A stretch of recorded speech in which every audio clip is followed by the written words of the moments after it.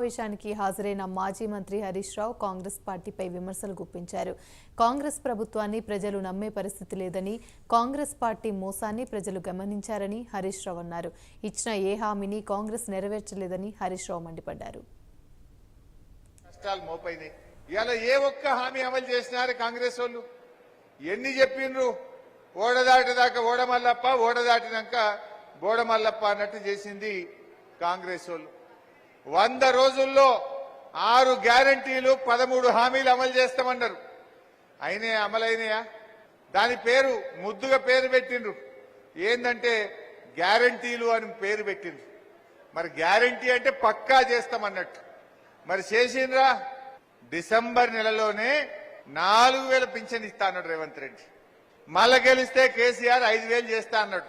కానీ ప్రజలు వీళ్ళు 4000 చేస్తామంటే నమ్మి వాళ్ళకు ఓటేసిండ్రు. ఇది ఎట్లున్నదంటే అన్న వస్త్రం కోతే ఉన్న వస్త్రం పోయిందట. వెనకటికేవలో సామెత చెప్పినట్టున్నది కథ.